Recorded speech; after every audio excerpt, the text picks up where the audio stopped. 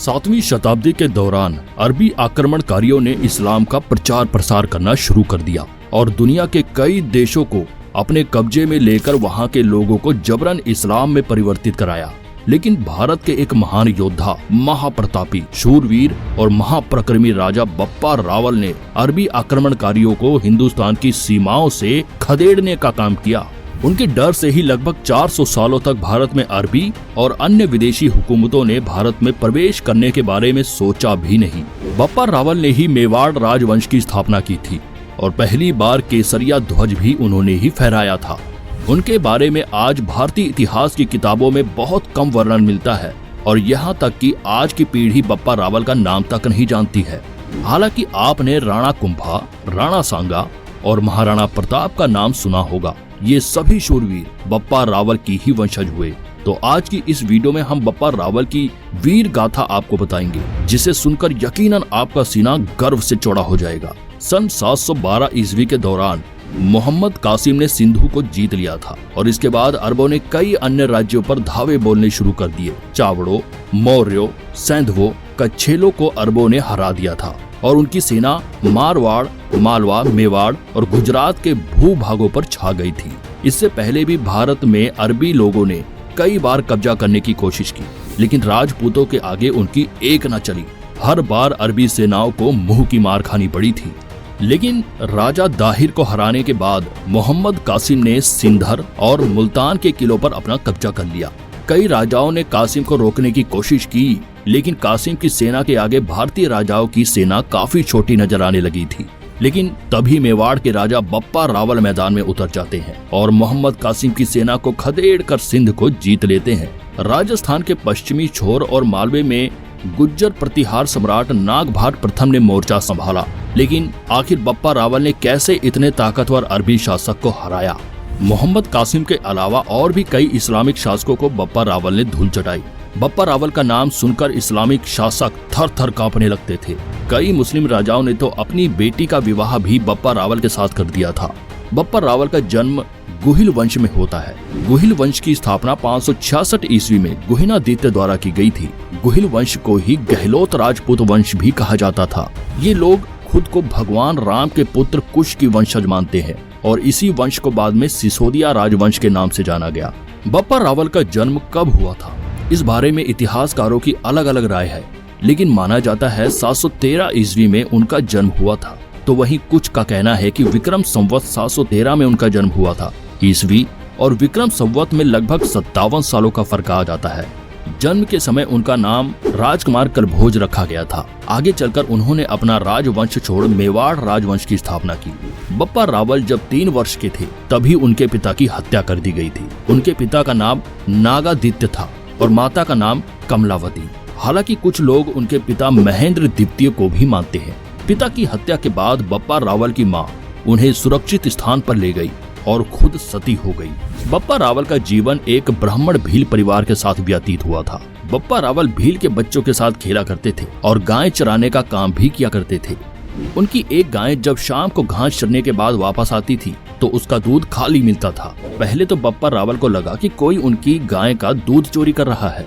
तब सच्चाई का पता लगाने के लिए उन्होंने गाय का पीछा किया और जो उन्होंने अपनी आंखों से देखा उसे देख हैरान रह गए। जंगल में एक लिंगी शिवलिंग के ऊपर दूध की धार से अभिषेक होता था। इसी स्थान पर बप्पा रावल की मुलाकात हारित ऋषि से हुई। कहा जाता है कि हारित ऋषि के आशीर्वाद से ही बप्पा रावल को इतनी शक्तियां मिली कि उन्होंने मेवाड़ राजवंश की स्थापना की और अरबों को भारत से बाहर भगाने में कामयाब हुए। इस घटना के बाद से एक लिंगी महादेव में उनकी आस्था बहुत बढ़ गई। बप्पा रावल को हरित ऋषि ने चित्तौड़ जाने के लिए कहा। बप्पा रावल चित्तौड़ गए और वहां के राजा मनमौरी को हराया और चित्तौड़ की गद्दी पर विराजमान हो गए। हालांकि यहाँ पर भी 2 राय देखने को मिलती है। कहा जाता है कि राजा मनमौरी बप्पा रावल के मामा थे और बप्पा रावल के पराक्रम को देखकर उन्होंने स्वयं बप्पा रावल को सिंहासन सौंपा था। चित्तौड़ की गद्दी संभालने के बाद जब उन्हें पता चला कि अरबों ने सिंध पर कब्जा कर लिया है तो उनका खून खौल उठा। बप्पा रावल ने अरबों के खिलाफ जंग का ऐलान कर दिया। इस दौरान उन्हें जैसलमेर और अजमेर का भी साथ मिला। बस फिर क्या था, बप्पा रावल काल के समान अरबों पर टूट पड़े। एक एक क्षत्रिय राजपूत 10-10 अरबी सेनाओं पर भारी पड़ रहे थे। उनके वीर पराक्रम के कारण अरबी सिंध के पश्चिमी घाट से आगे नहीं बढ़ पाए। सबसे पहले उन्होंने अरबी राजा जुनैद को हराया और सिंध पर कब्जा कर लिया। इसके बाद बप्पा रावल की सेना ने गजनी पर आक्रमण किया और वहां के शासक सलीम को भी हराया। सलीम ने अपनी पुत्री का विवाह बप्पा रावल से कर दिया था। बप्पा रावल के क्रोध और आक्रमण से बचने के लिए कई इस्लामिक शासकों ने अपनी पुत्रियों का विवाह बप्पा रावल से कर दिया था। गजनी में बप्पा रावल ने अपना प्रतिनिधि तैनात कर दिया। इसके बाद वे लगातार अपने राज्यों का विस्तार करते रहे और गंधार, बलूचिस्तान, खुरासान, तुरान और ईरान को अपने कब्जे में ले लिया। इन सभी जगहों से अरबी शासकों को वापस लौटना पड़ा। अफगानिस्तान में जाकर भी उन्होंने इस्लामिक शासकों को पराजित किया। बप्पा रावल की वीरता के कारण लगभग 400 सालों तक भारत इस्लामिक शासकों से दूर ही रहा। पाकिस्तान के रावलपिंडी का नाम बप्पा रावल के नाम पर ही पड़ा था। उन्होंने इस स्थान पर अपने सैन्य ठिकाने स्थापित किए थे।